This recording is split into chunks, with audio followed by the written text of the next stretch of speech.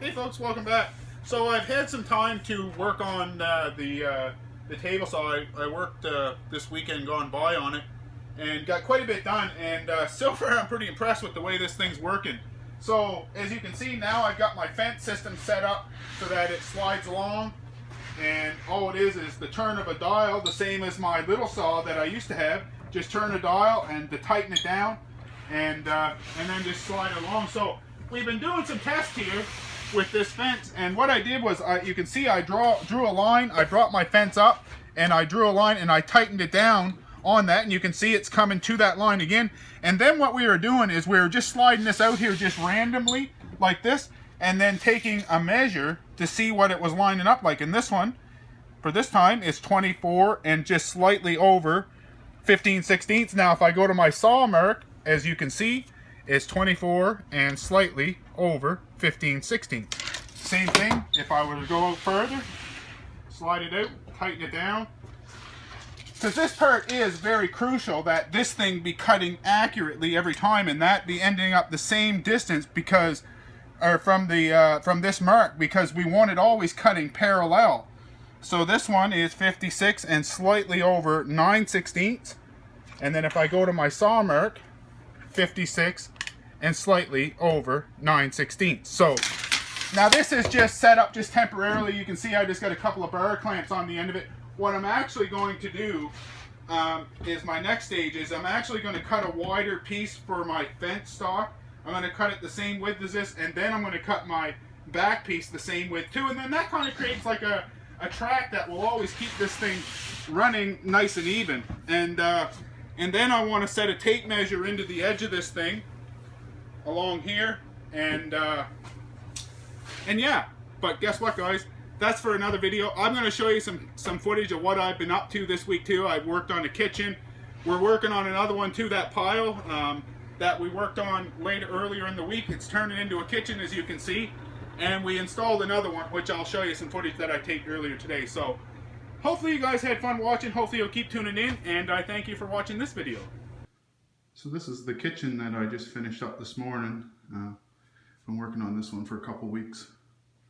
That's them same MDF doors that I make with that machine, if you guys been following my videos. This one's a little different color. It's kind of an almondy color. And did a couple of plate racks. Kind of neat. I like the way these turned out.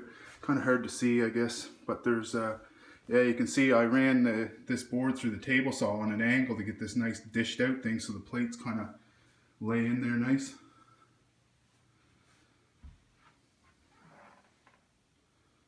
A couple of open spots here.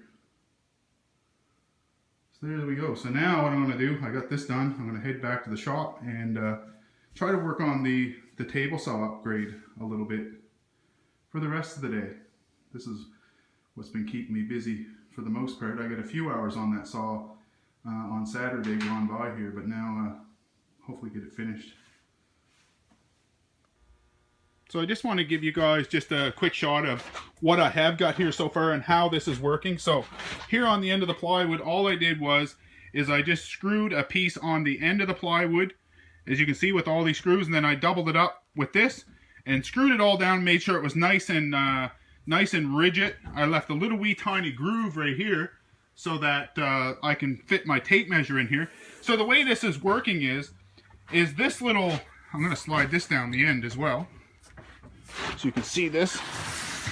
So all this is a little channel that I've made here out of plywood, so that when I tighten this bolt head up, this bolt head is just going to go in against this material and pull this slightly this way. So you can see when this thing is loose, let's get it slid down here. When this thing is loose, there's a slight little gap here, but when I tighten it, or when I loosen it, the gap goes away. When I tighten it, there's a slight little gap come, because I left it a little bit loose. And what that's going to do is it's going to pull everything this kind of this way.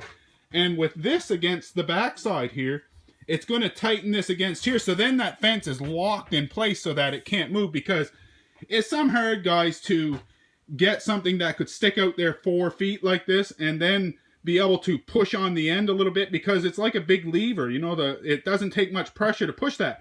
But with this end locked, then you can't move this. So all I've got to do is get this running parallel like this, and then when I put that little bit of pressure on with this bolt head, it's going to pull it this way enough that it's going to lock everything in position, and then I'd be able to run stuff through and not have it move any on the end. So there's how I got it so far. And I know a lot of you guys were crying about my first table saw, saying that it's going to wear into this. Yeah, it is going to leave some marks on the back side of this, but it really doesn't matter, because it's not this part that is worrying about. That's not the part that I'm clamping against. It's actually clamping this way. So it's clamping to the back side of this, and that side will never wear. So it doesn't really matter if the bolt leaves a little mark on this front side like that. So I don't really worry about it.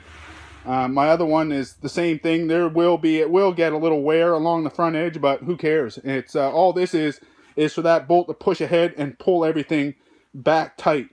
So hopefully that explains things a little better. And as I get more of this done, then I'll shoot you guys a video to show. I think this is going to be a great saw because it's going to give me a lot bigger work table and a lot wider fence, which is way better as well.